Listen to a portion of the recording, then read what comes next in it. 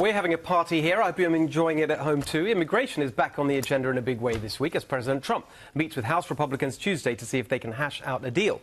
Meanwhile, as the economy takes off under Trumponomics, big business jumped on data showing there are now more job vacancies than there are people unemployed to demand a loosening of immigration rules so they can import more cheap labor. There's just one problem. We still have one of the lowest labour participation rates in the Western world.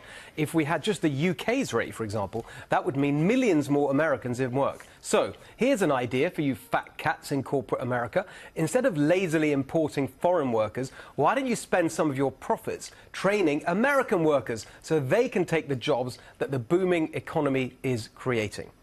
And, Coulter, your favourite topic. Can we just start with this sort of sadly predictable response to economic success that, it means we need more immigration? It is strange. It's the one thing rich people, very rich people, don't brag about. You know how people are always bragging about how expensive their cars are and how much the bottle of wine is and this refrigerator I got. No, the one thing they don't want to brag about how much they're spending on is human labor. No, when it comes to that, you're Nancy Pelosi or Sheldon Adelson, whomever.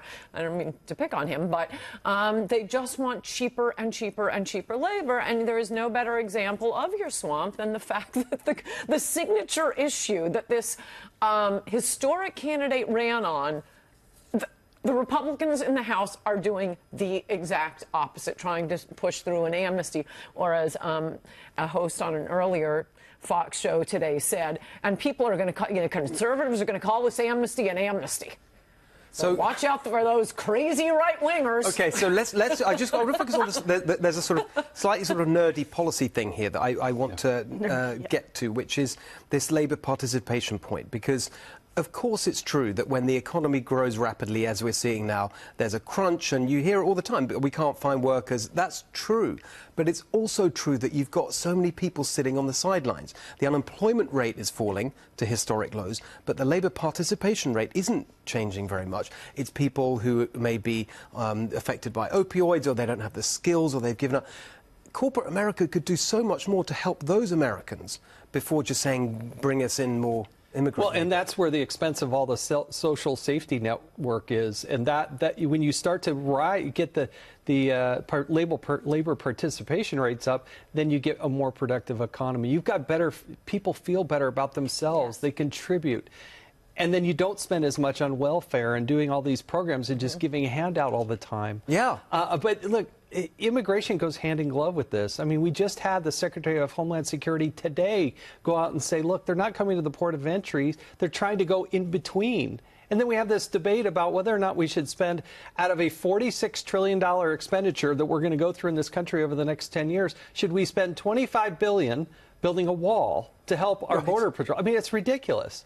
So, I reject amnesty. I don't think that's the way to do it. I feel a higher moral obligation for the person who's trying to come in here legally and lawfully. Right. That's the person I want to have come in this country. Or the American trying to get a job. So, Kimberly, look, let's bring it up to date. We got these bills going on in the House next week, and the president's weighing in. I think he tweeted about it just recently tonight.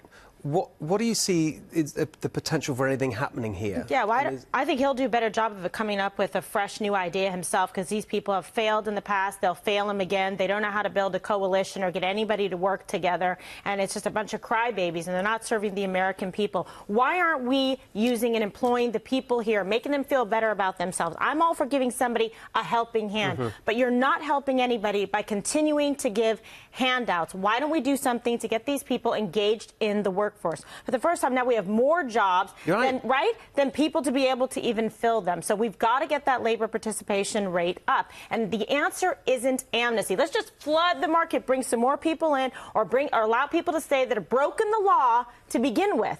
There's a legal process that needs to be observed and respected. That's why you got to build the wall and secure the borders, and everybody needs to take their turn and get in line. That's why I'm very frustrated with people blaming the president, saying he's mean-spirited, getting upset about children being separated. Don't break the law. Don't bring your family over illegally and then blame us when you have total disregard for the laws that we have on the books. We're a nation of immigrants, right? That's great. We encourage people to come in, follow the rules, wait your turn in line. We will take care of you. But we are going to employ the people who are here lawfully, the citizens that should be working, and make them feel better about themselves. Well, I mean, and just to pick up on that, everyone's talking about this child separation thing. Isn't it very clear? The humane alternative to separating children from their families is build the wall. Yes. Then you won't have anyone coming. Yes. Isn't that so? Well, I quoted the most quoted federal judge in my book, Adios America, Richard Posner. Yes. Lawyers will know who he is, and hardly a conservative. And, you know, 20 years ago, he wrote a concurrence to an opinion that involved anchor babies to say, we've got to stop this. He was talking about anchor babies, but it's the same thing with the wall. As long as people can come here, by the way, drop some a people baby, really hate that. start getting... That's a term that a lot of people have a problem with, isn't it? Because they have a problem with any way we can communicate about immigration. Their strategy, don't let people think about immigration, don't let them know any facts.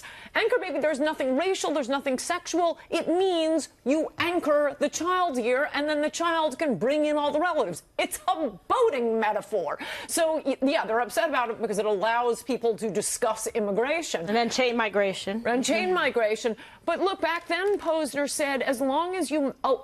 incentivize people to come here from south of the border, they're going to keep dying crossing through the desert as long as you keep that magnet on. And what greater magnet than citizenship, than Medicare, Medicaid, free health care?